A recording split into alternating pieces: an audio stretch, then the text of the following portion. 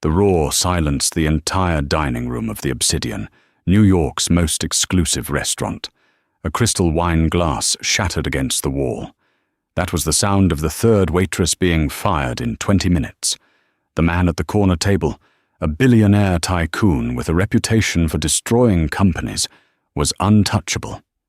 Everyone was terrified of him. Everyone, except for the girl in the back, wiping silverware. Helen. They thought she was just a mute nobody.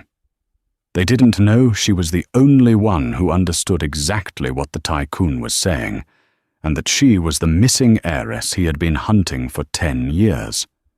The air inside the Obsidian was usually thick with the scent of truffle oil and the quiet murmur of million-dollar deals. Tonight, however, the air smelled like fear. Derek, the floor manager, was sweating through his pristine Italian suit. He paced back and forth near the kitchen pass, running a hand through his gelled hair. His face was a mask of pure panic. "I need a server.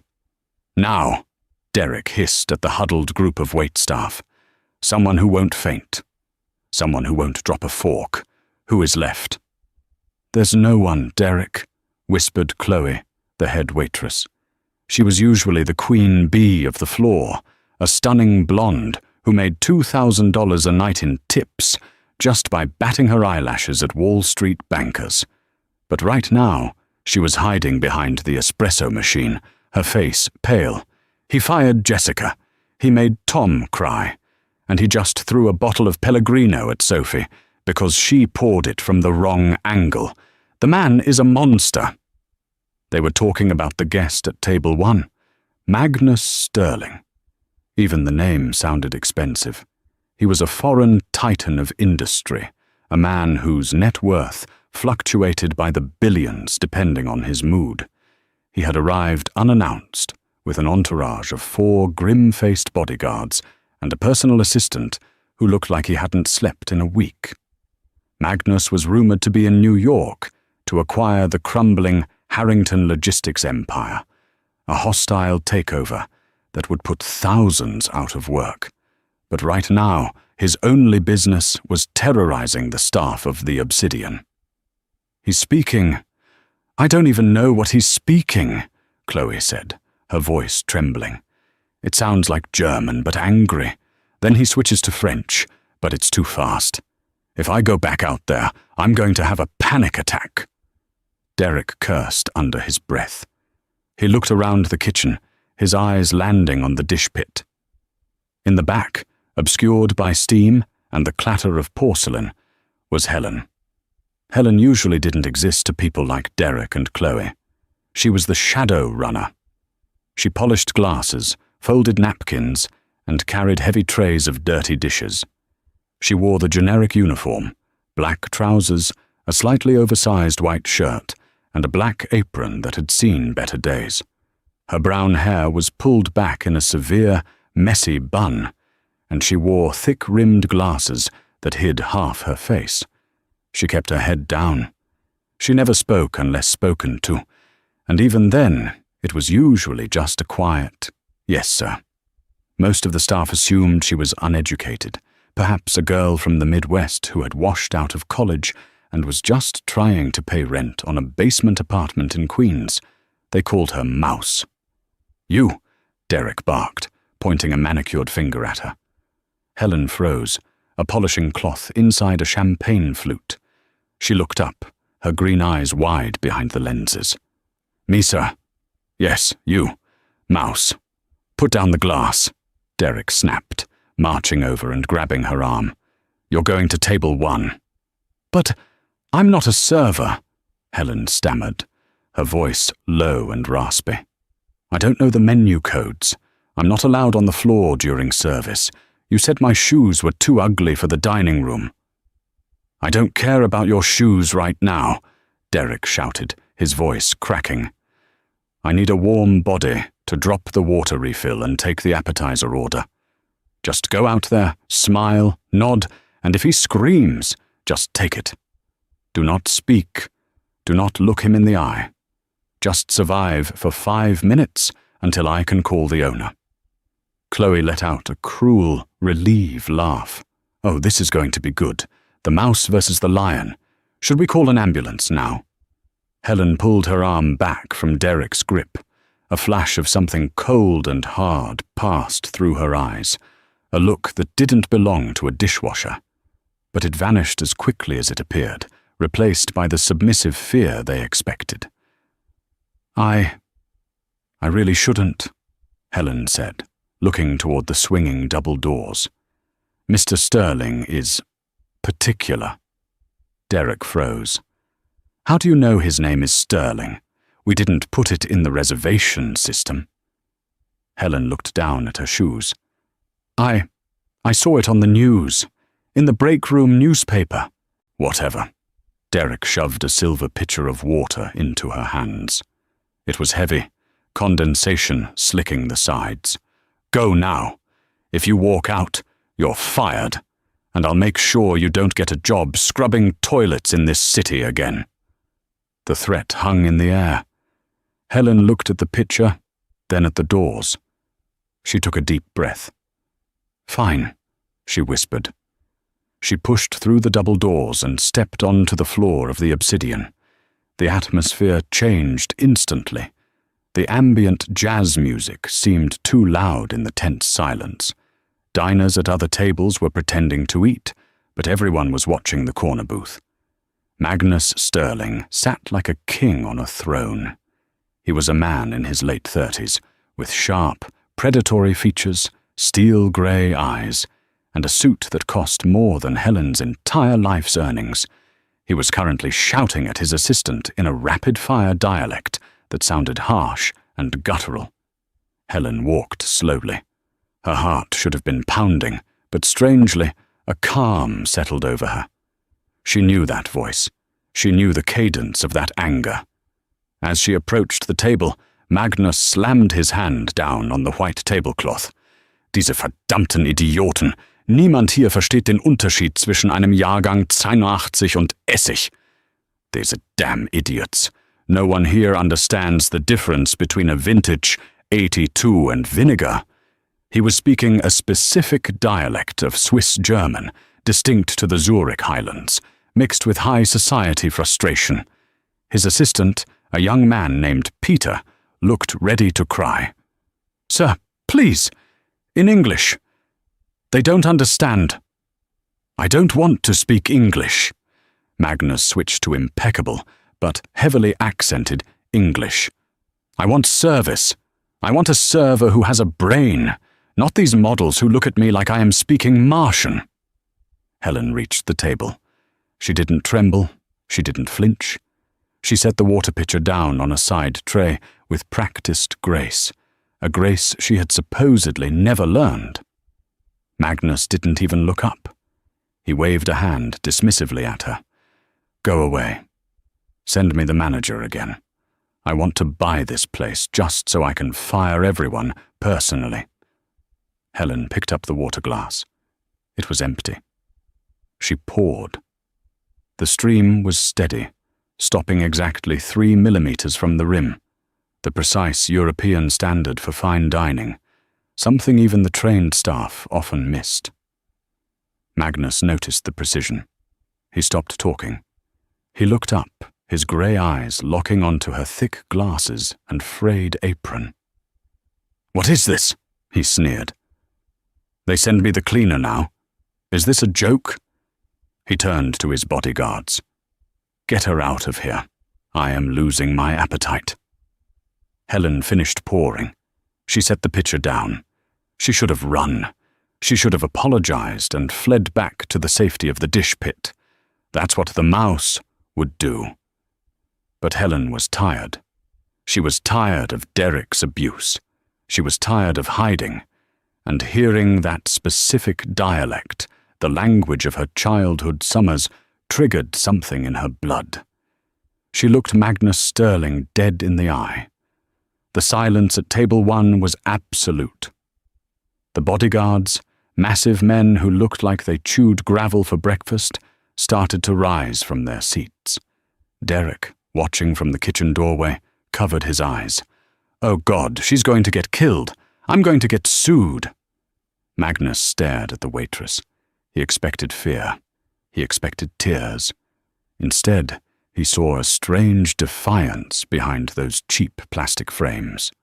"Did you hear me?" Magnus growled. "I said get out!" Helen clasped her hands behind her back. Her posture shifted. The slump of the exhausted dishwasher vanished. Her spine straightened. Her chin lifted. When she spoke, her voice wasn't the raspy whisper she used in the kitchen. It was clear, melodic, and commanding. And she didn't speak English. "Der eidernachexiger Petrus braucht mindestens eine Stunde zum Atmen, Herr Sterling. Wenn man ihn sofort einschenkt, schmeckt er tatsächlich wie Essig. Das ist nicht die Schuld des Kellners, das ist ihre Ungeduld. Der 63 Petrus needs at least an hour to breathe, Mr. Sterling. If you pour it immediately, it does indeed taste like vinegar. That is not the waiter's fault. That is your impatience."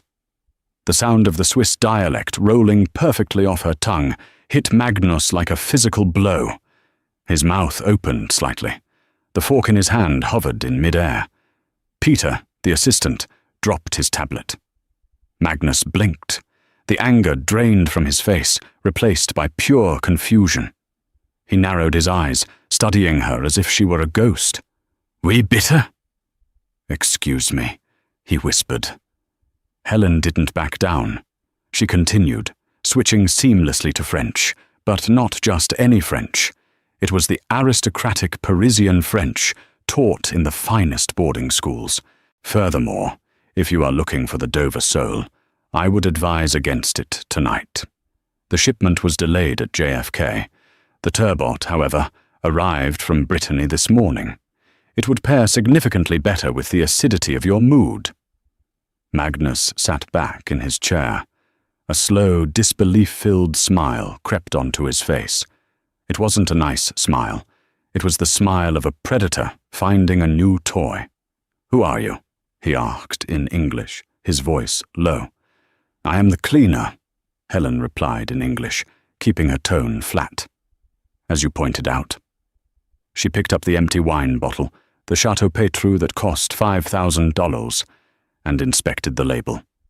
"And you are Magnus Sterling, the man trying to hostile take over the Harrington estate. Though if you handle negotiations the way you handle wine, I imagine the Harringtons have nothing to worry about." The entire restaurant had gone quiet. Derek, by the kitchen door, was hyperventilating. He was already mentally drafting his resignation letter. No one spoke to Magnus Sterling like that. No one. Magnus stared at her for a long, agonizing 10 seconds. Then he threw his head back and laughed. It was a booming, genuine laugh that startled the other diners. "Sit," Magnus commanded, kicking out the empty chair next to him. "I am on the clock, sir," Helen said stiffly. "I will buy the clock. I will buy the building. Sit down," Magnus barked, though there was no malice in it now, only intense curiosity. He snapped his fingers at his assistant. "Peter, give her your chair. Go stand over there." Peter scrambled up, terrifyingly obedient, and offered the chair to Helen. Helen hesitated. She looked back at the kitchen. She could see Derek making cut-it-out gestures, practically vibrating with rage. But she looked back at Magnus. This was dangerous. If he recognized her face, if he knew who she really was, everything she had built over the last 3 years would be destroyed. But she also knew men like Magnus. If she showed weakness now, he would crush her. If she played the game, she might survive. She sat down. A cleaner who speaks Zurich High German and Parisian French, Magnus leaned in, his elbows on the table. "And who knows the logistics of my fish delivery?" "What is your name?" "Helen," she lied. "Just Helen." "Just Helen," Magnus repeated, testing the name. He poured a glass of the wine, the one she had criticized, and pushed it toward her. "Drink. Tell me if I am truly impatient, or if this bottle was corked." It was a test, a trap. Helen took the crystal glass. She didn't gulp it. She swirled the dark red liquid, watching the legs of the wine drip down the side. She brought it to her nose, inhaling deeply. Black currant, truffle and wet earth, she murmured. She took a small sip. She let it sit on her tongue before swallowing. She set the glass down. "It's not corked," she said. "But it was stored improperly. Probably near a heat source in the cellar. The structure is collapsing.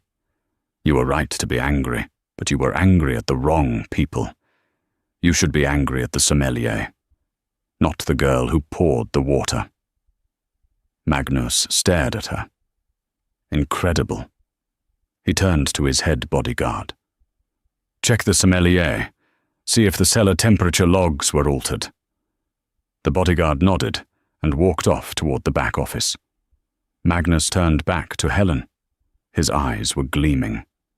"You are not a waitress, Helen, and you are certainly not a cleaner. You have the palate of a diplomat and the tongue of a viper. Who are you, really?" Before Helen could answer, before she could construct another lie, a shadow fell over the table.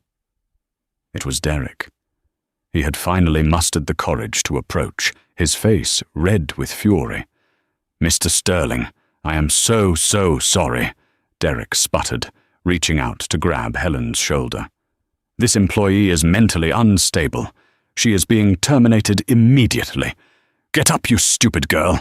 Get out of this chair right now before I call the police." Helen flinched. The mask of the confident aristocrat slipped, revealing the terrified employee beneath. Magnus didn't even look at Derek. He just reached out, grabbed Derek's wrist with a grip like iron, and twisted.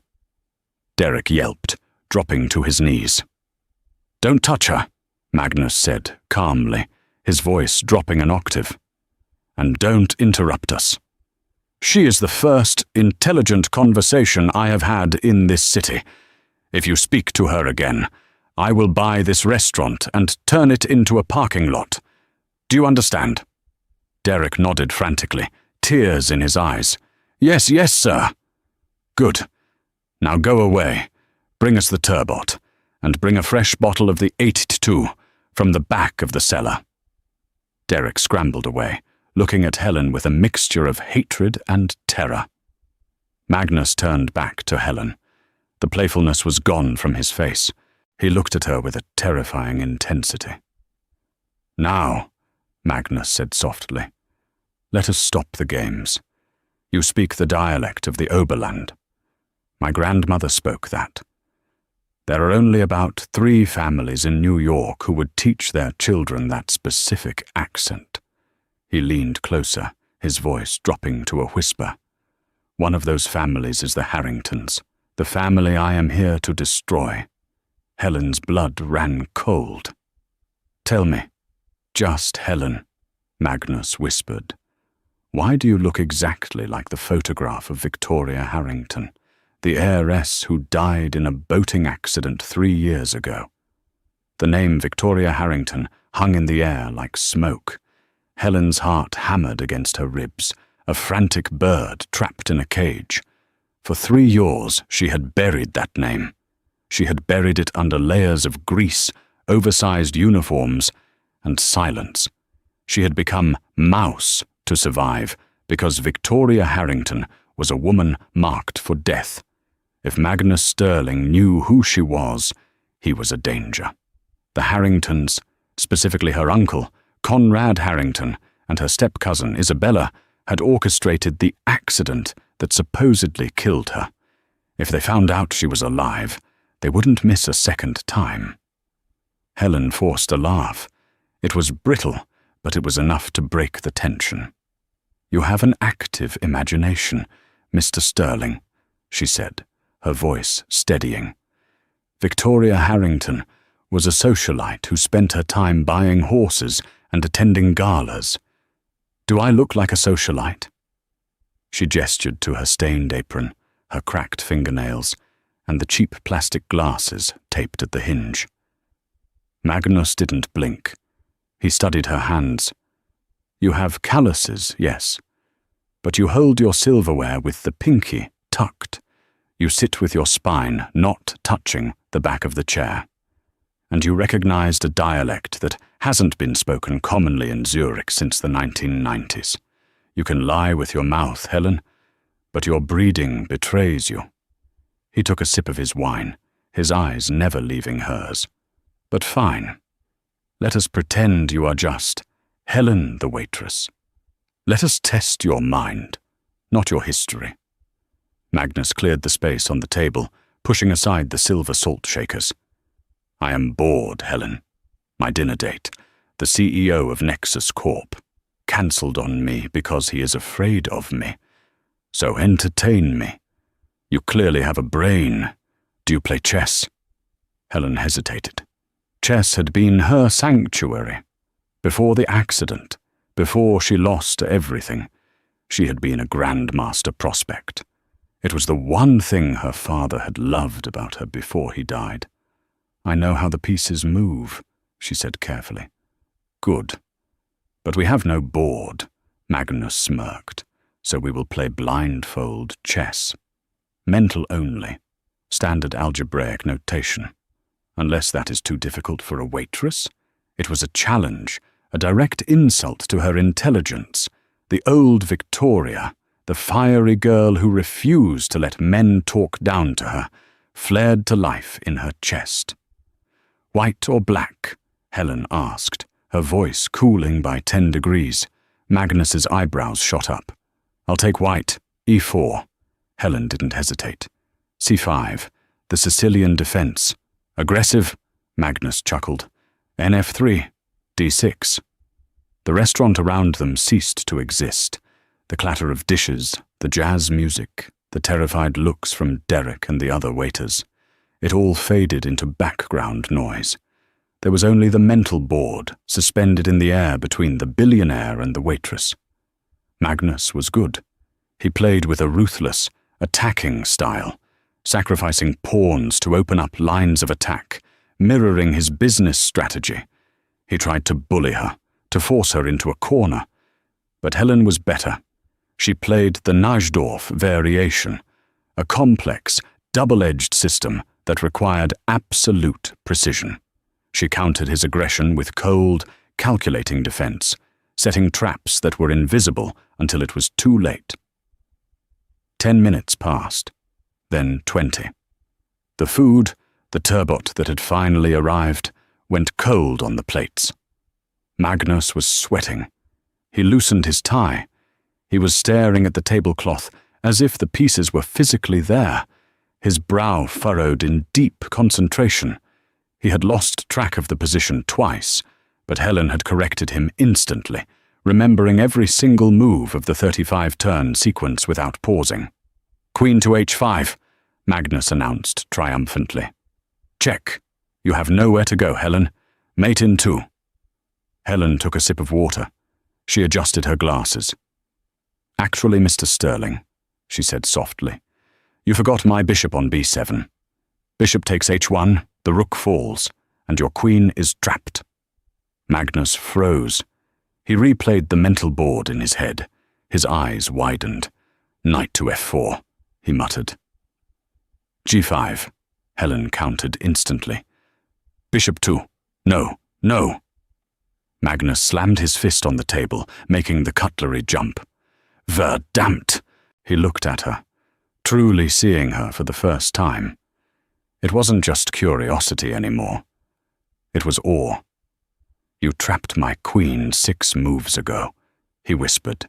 You baited me with the knight sacrifice. You're too aggressive, Helen said, finally picking up her fork to eat a bite of the cold fish. You attack without securing your supply lines. In chess, that loses you a queen. In business, that loses you a merger. Magnus sat back, breathing heavily. He looked like a man who had just run a marathon. Who taught you? He demanded. My father, Helen said, a sad smile touching her lips. He told me that men like to think they are kings, but on the board, the queen is the most powerful piece. The king is just a liability to be protected. Magnus stared at her. The air between them crackled with an electric tension that had nothing to do with chess. For a moment, the barrier of class, the billions of dollars separating them, vanished. They were just two intellects, recognizing each other in the dark. "I have a proposition for you, Helen," Magnus said, his voice low and serious. "I'm not interested in being a mistress," Helen said bluntly. "I don't want a mistress. I can buy a mistress on any street corner in Manhattan," Magnus scoffed. "I need a brain. I need a strategist. I am acquiring Harrington Logistics next week. The board of directors is stonewalling me.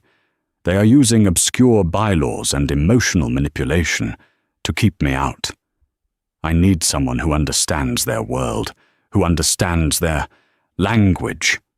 He leaned in. "I will pay you $10,000 a night, just to sit in meetings and translate, not the words, the lies." $10,000. That was more than Helen made in 6 months. It could get her out of the roach-infested apartment. It could buy her a fake passport. It could buy her freedom. But it would mean walking straight into the lion's den, into the boardroom where her Uncle Conrad sat. "I can't," Helen said, standing up abruptly. Her heart was racing. "I have to get back to work. Derek is watching." "Helen, wait!" Magnus reached for her hand. "Please," she pulled away. "Thank you for the wine, Mr. Sterling, but leave me alone."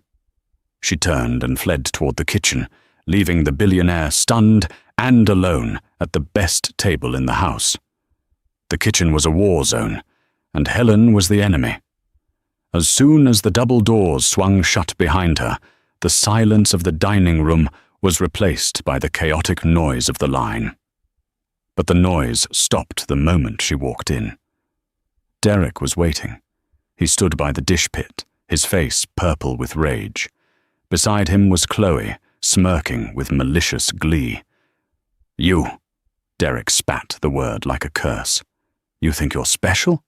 You think because you fluttered your eyelashes at a rich man and spoke some gibberish, you're better than us?" "I didn't flutter anything," Helen said, her adrenaline crashing, leaving her exhausted. "He asked me a question. I answered."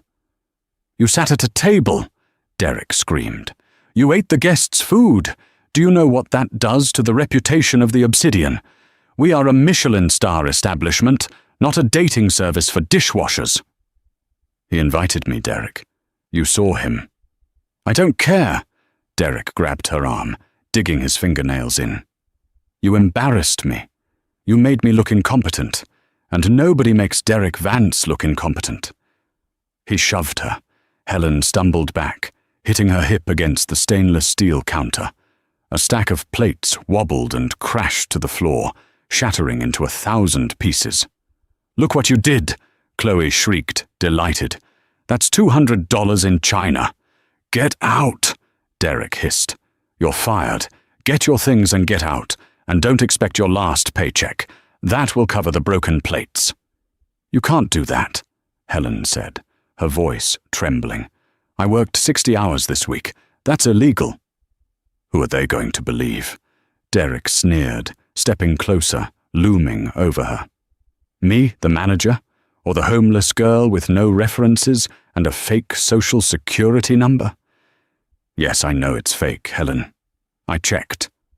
Helen went cold. If he called the police about the fake ID, they would fingerprint her. And if they fingerprinted her, the system would flag her as Victoria Harrington, or worse, her uncle would be alerted. She had no choice. "Fine," she whispered. She untied her apron and let it drop to the floor amidst the broken porcelain. "I'm leaving. And take your trash with you." Derek kicked her backpack toward her. Helen grabbed her bag and ran out the back exit, into the alleyway. It was pouring rain. A cold, miserable New York downpour that soaked her to the bone in seconds. The alley stank of garbage and old grease. Helen leaned against the brick wall, sliding down until she was crouching in the mud. She buried her face in her hands. She was fired. She had no money. Her rent was due in 2 days, and she had just rejected the only man who could have helped her. She let out a sob, the sound lost in the thunder.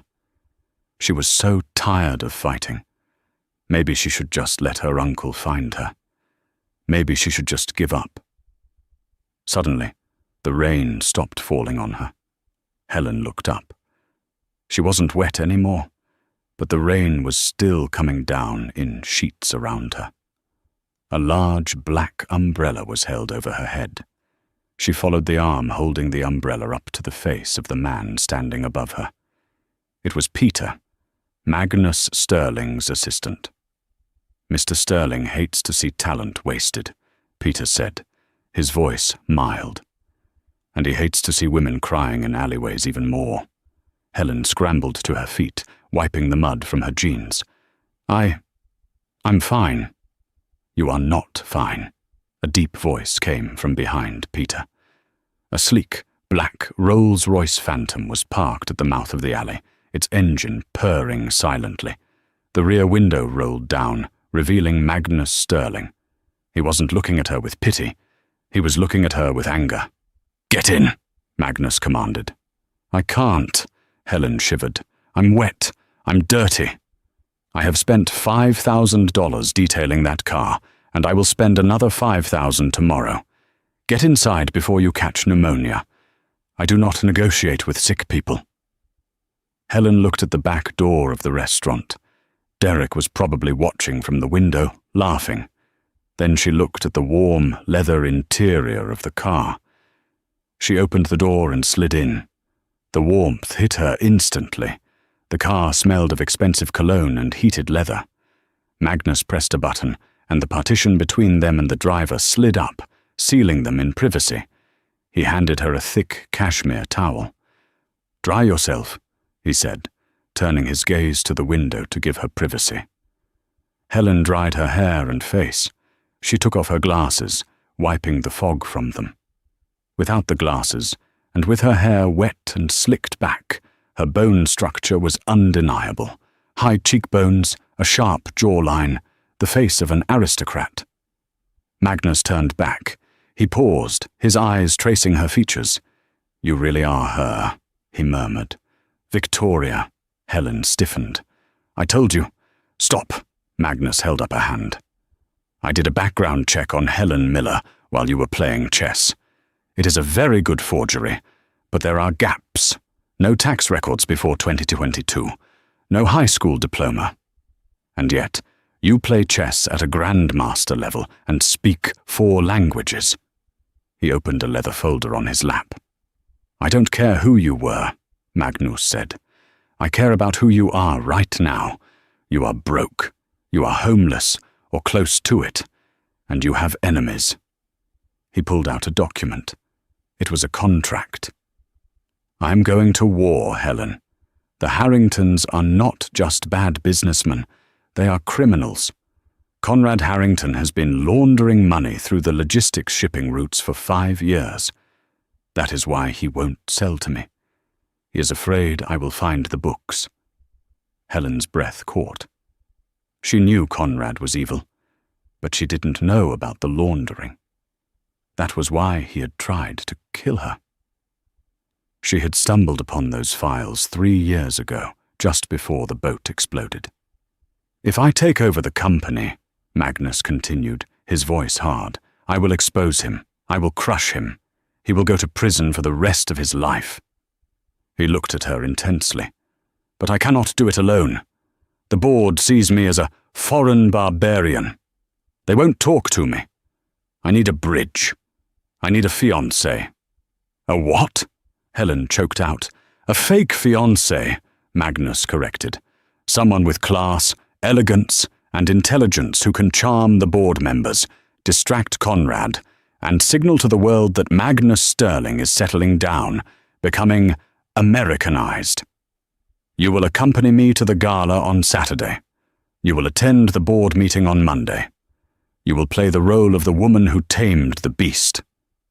"And in return?" Helen asked, her voice barely a whisper. "In return," Magnus said, "I will give you a new identity. A real one, with a trust fund of $5 million. You can go anywhere in the world. You can be anyone you want." He extended a pen. "Help me destroy the Harringtons, Helen. Help me get your revenge, and I will give you your life back." Helen looked at the pen. It was a Mont Blanc, heavy and black. She looked out the window. She saw Derek coming out of the back door of the restaurant, holding a trash bag. He looked small and pathetic from inside the Rolls-Royce. She thought of her Uncle Conrad, the man who had cut the brake line on her car, the man who had rigged the boat, the man who was living in her father's house, drinking her father's wine. She took the pen. "I have conditions," she said, her voice strong. Magnus smiled. It was a wolfish smile, but there was respect in it. "I would expect nothing less. Name them." "1," Helen said. "I choose my own wardrobe. I will not look like a doll. 2, you never ask me about the last 3 years again. And 3, she uncapped the pen. "If we take Conrad down, I want to be the one to deliver the checkmate."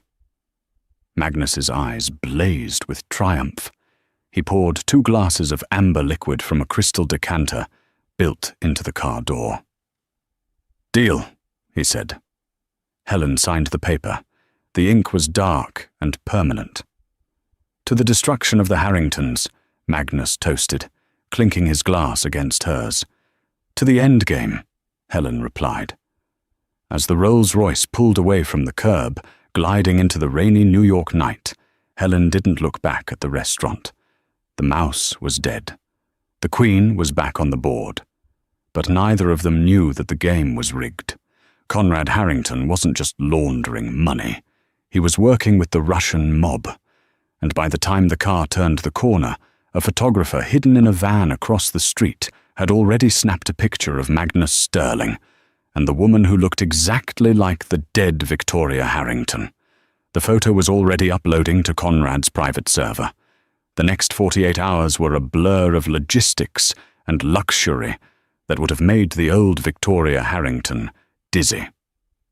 But Helen, the woman who had scrubbed floors for 3 years, saw things differently now. She didn't see the penthouse suite at the Pierre Hotel as a playground. She saw it as a fortress. She stood before the floor-to-ceiling mirror in the dressing room Magnus had set up for her. A team of stylists hovered nervously behind her, holding racks of gowns worth more than a small house. "Mr. Sterling suggested the red Versace," the lead stylist said, holding up a dress that was little more than strips of silk and danger. "He said it signals aggression." Helen adjusted her glasses, fake ones now, with non-prescription lenses, because Magnus insisted they were part of her intellectual disguise. She looked at the red dress. "No," Helen said. Her voice was calm but absolute. "That dress says I am trying to distract them. I don't want to distract the board of directors. I want to dismantle them." She walked to the rack and pulled out a midnight blue velvet gown. It was severe, with long sleeves and a high neck, but the back plunged dangerously low. It was elegant, regal, and intimidating. "This one," Helen said, "and pull my hair back. Tight. No loose strands. I am not a debutante. I am a weapon." The door opened. Magnus leaned against the frame, holding 2 espressos. He was wearing a tuxedo that fit him like armor. He watched her command the room, a smirk playing on his lips. "You are terrifying," he said approvingly, as the stylists scurried away to prep the shoes. "I learned from the worst." Helen took the espresso. "My Uncle Conrad used to say that if you walk into a room smiling, you've already negotiated your price down." Magnus's expression darkened at the mention of Conrad. He walked over to the window, looking out over Central Park. "My security team swept the venue for tonight's gala," Magnus said quietly. The Metropolitan Museum of Art. It's neutral ground. But Conrad has increased his detail. He has 6 men. 2 are ex-Spetsnaz. He's scared, Helen said, joining him at the window. He knows you're coming for the company. He just doesn't know how.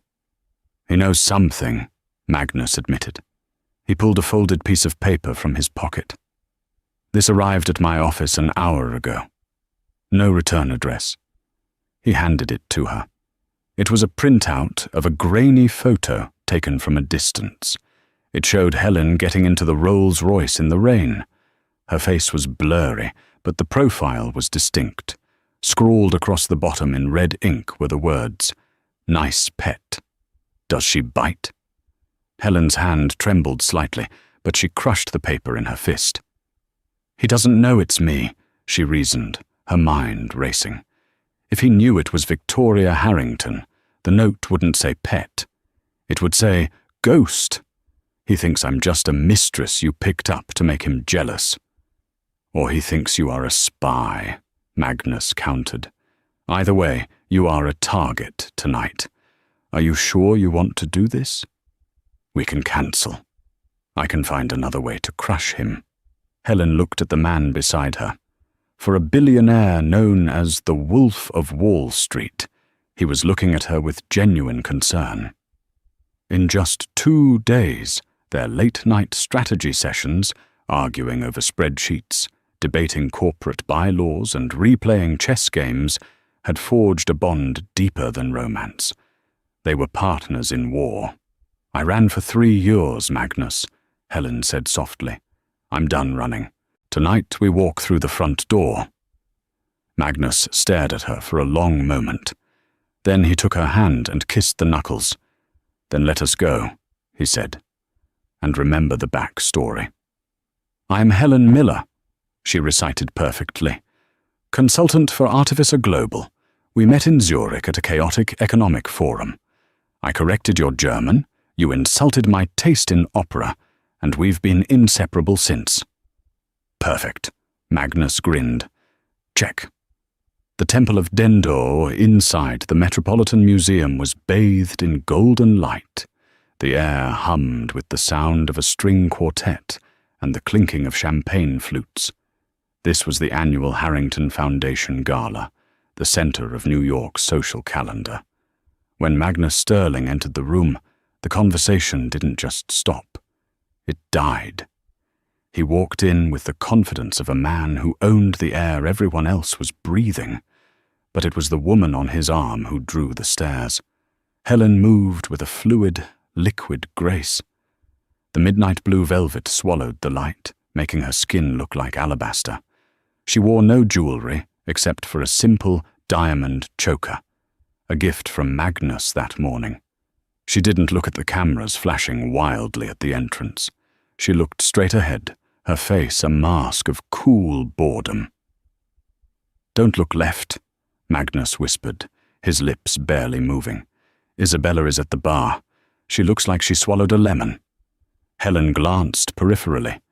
Isabella, her step-cousin, was wearing a gaudy pink sequined dress that cost more than Helen's entire education. Isabella had been the one who tormented Helen growing up, the one who called her Orphan Annie after Helen's parents died. She looks tacky, Helen whispered back. Focus. The board is at the center table. The grey-haired man is Arthur Pendleton. He's the swing vote. They moved through the crowd. Helen felt the eyes on her. She heard the whispers. Who is she? Is that Sterling's new fling? She looks familiar. They reached the center table. Arthur Pendleton, an elderly man with a monocle of old-world skepticism, looked up. Mr. Sterling, Arthur said coldly, we didn't expect to see you. This is a private charity event. I am feeling charitable, Arthur, Magnus smiled, pulling out a chair for Helen. I would like to introduce my associate and fiancée, Ms. Helen Miller. Arthur's eyes narrowed as he looked at Helen. Fiancée? I didn't know you had a heart to give away, Magnus. And Ms. Miller. I don't recall the name. I prefer to keep a low profile, Mr. Pendleton, Helen said, her voice dropping into that smooth, aristocratic register she had perfected. But Magnus speaks so highly of your collection of 17th century naval maps. I felt I had to meet the man who outbid the British Museum for the Drake manuscript. Arthur froze. His eyes widened. The Drake manuscript was his secret pride and joy, a detail known only to a handful of expert collectors. You know the Drake? Arthur stammered. I wrote my thesis on navigational errors in the West Indies. Helen lied effortlessly, channeling facts she had memorized from Magnus's dossiers. I've always argued that Drake's third voyage was a cover for espionage, but without seeing the original manuscript, it's just theory. I envy you. Arthur beamed. The ice didn't just break, it shattered. My dear, you must come see it. Finally, someone who understands cartography. Magnus, where have you been hiding her? For the next 20 minutes, Helen worked the table like a surgeon. She spoke French to the investor from Lyon, discussing the nuances of vineyard soil. She debated the ethics of AI logistics with the tech director. She charmed, she listened, and she gently steered every conversation toward one conclusion. Harrington Logistics is failing, and Magnus Sterling is the visionary who can save it. Magnus watched her, sipping his drink, barely needing to speak. She was winning the war for him without firing a shot. Then, the atmosphere shifted. The crowd parted near the stage. The music seemed to get discordant. Conrad Harrington approached. He was a bear of a man, with silver hair and a smile that didn't reach his dead, shark-like eyes. He walked with a heavy cane, not because he needed it, but because it looked like a weapon. Flanking him were two men who didn't look like guests, bulky suits, earpieces, scars. The Spetsnaz. Magnus, Conrad's voice boomed. You have some nerve showing your face here, and you brought a date. Conrad turned his gaze to Helen. Helen felt her blood freeze. This was the man who had ordered her death. This was the man who had laughed at her father's funeral. She forced herself to meet his eyes. Do not blink. Do not look away. You are Helen Miller. Conrad. Magnus stepped slightly in front of Helen. This is Helen. Conrad ignored Magnus. He stepped closer to Helen, invading her personal space. He smelled of cigars and expensive scotch. He squinted, his eyes scanning her face, looking for the ghost of his niece. Helen, Conrad repeated. You have a very specific bone structure, my dear. Has anyone ever told you that you look like a tragedy? I have been told I look like my mother, Helen said, her voice steady. She was a school teacher in Ohio. Ohio, Conrad chuckled darkly. How quaint. And yet you wear that gown like you were born in it. And you charmed Arthur, who hates everyone. He leaned in, his voice dropping to a terrifying whisper intended only for her and Magnus. My security team ran facial recognition on the guest list, Ms. Miller. The system threw an error on you. It said you are a statistical anomaly, a 99.9% match for a dead girl. Magnus tensed, his hand curling into a fist. Conrad, back off.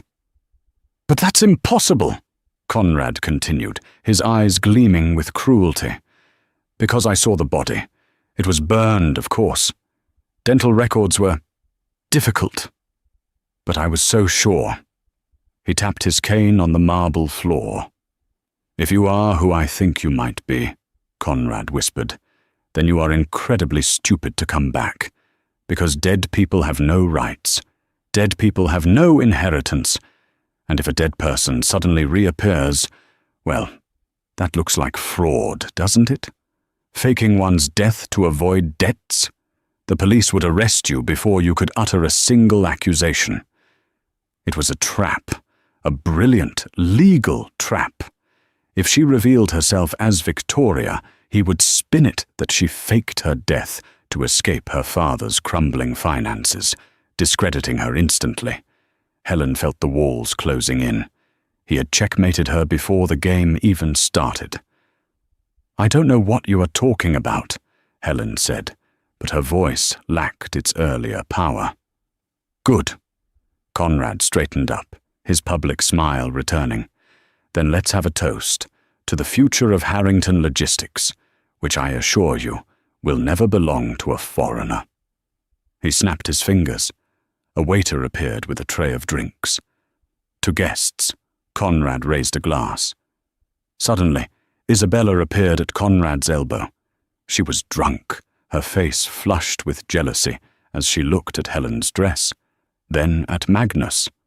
"Oh, stop it, Daddy," Isabella slurred. "Just ask her. Ask her to play the piano." Conrad paused. "What?" "The piano," Isabella pointed to the grand Steinway on the stage. "Cousin Victoria was a prodigy. She could play Rachmaninoff blindfolded. If this nobody is really her, make her play. If she can't play, then she's just a fraud. If she can play, well, then we know." The room went silent. It was a challenge. Helen's hands began to sweat. She was a prodigy.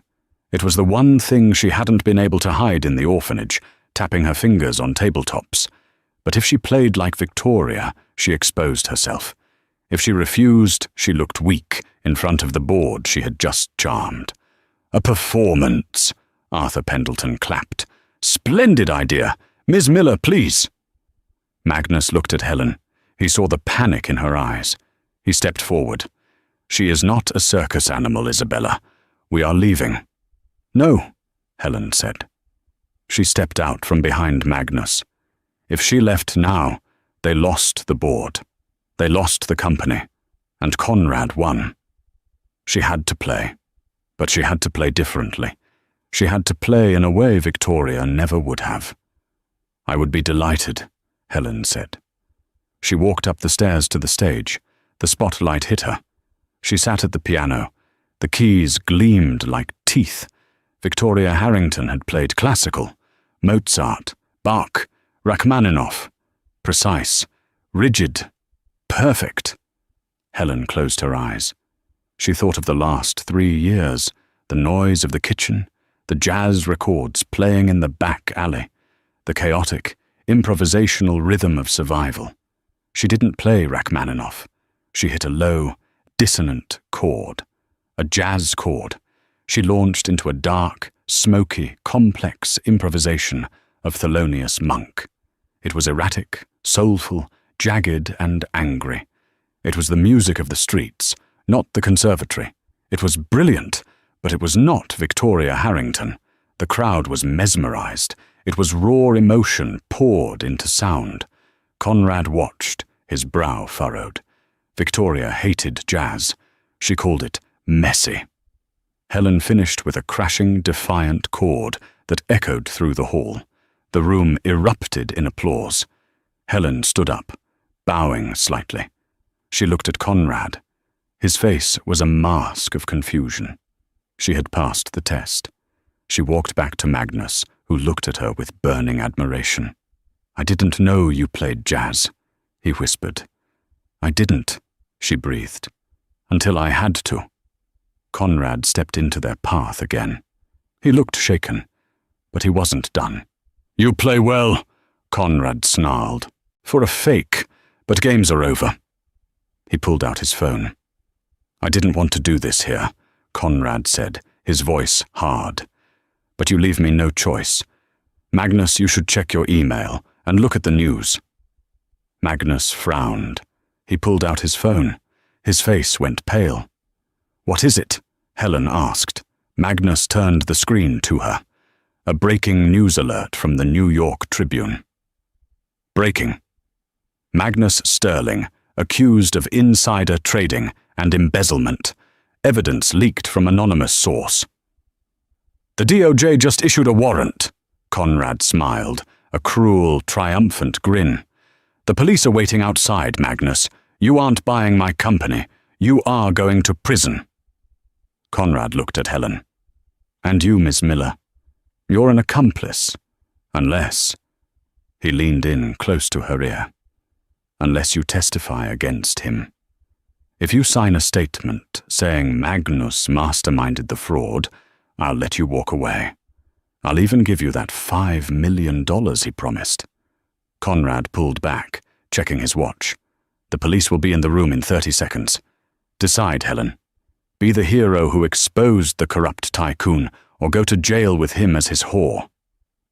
Helen looked at Magnus. He was staring at his phone, frantically typing to his lawyers. He looked up at her, realizing the trap. He knew he was innocent, but the frame-up was perfect.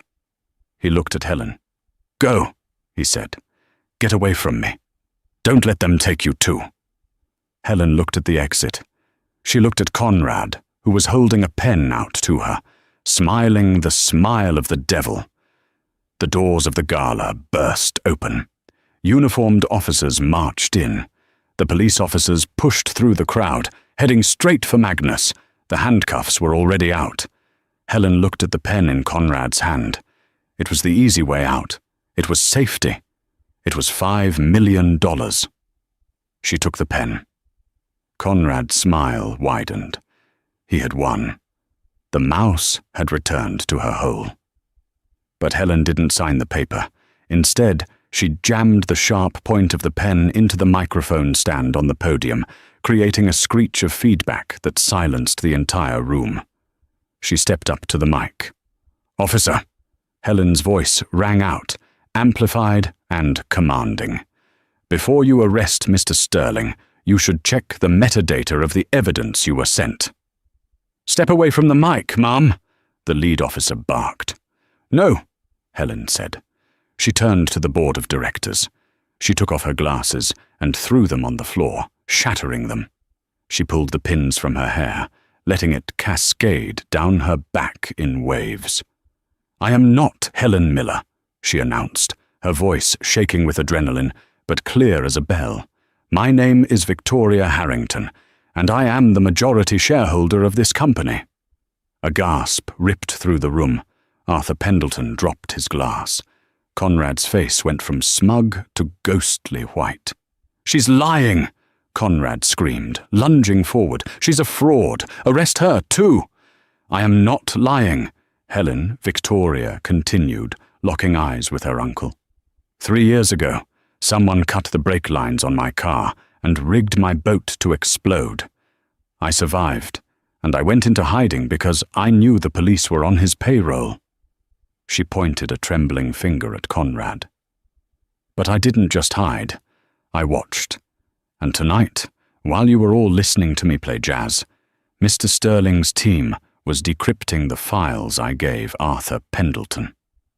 Arthur stood up, holding the USB drive Helen had slipped him earlier. "She gave me this. I thought it was the digital scan of the Drake manuscript. It's a ledger. A ledger of offshore accounts in the Cayman Islands. It shows that the embezzlement framed on Magnus Sterling was actually a transfer authorized by Conrad Harrington." The police officer paused. He touched his earpiece. A voice on the other end, the FBI Cybercrimes Unit, was confirming the data in real time. "Conrad Harrington," the officer turned, unholstering his handcuffs. "Put your hands behind your back." "No, you can't," Conrad shouted, backing away, knocking over a tray of champagne. "I am the CEO. She's dead. She's a ghost." "I'm very much alive, Uncle," Victoria said coldly. "And I'm firing you." Conrad tried to run, but the Spetsnaz guards he had hired stepped aside, letting the police tackle him. As they dragged him away, screaming curses, the room erupted into chaos. Victoria stood on the stage, breathing hard. She felt a hand on her waist. Magnus was there. He wasn't looking at the police. He was looking at her. "You risked everything," Magnus whispered. "You could have taken the money." "I told you," Victoria smiled, tears finally spilling from her eyes. "The Queen is the most powerful piece on the board. She protects her king." Magnus kissed her, right there in front of the flashing cameras, and the stunned board of directors. It wasn't a show for the press. It was the seal of a new partnership. The next day, the headlines didn't call her the Mouse. They called her the Lioness of Wall Street. Victoria took her rightful place as CEO, with Magnus by her side as the new chairman. They rebuilt the company, not with fear, but with the brilliance they shared. And the Obsidian restaurant? Magnus bought it. He fired Derek personally, and turned the building into a homeless shelter and culinary school for women who, like Helen, just needed a second chance to show the world who they really were. And that is the story of how an underestimated waitress took down a corrupt tycoon and found love in the middle of a corporate war. It just goes to show that you should never judge someone by their uniform.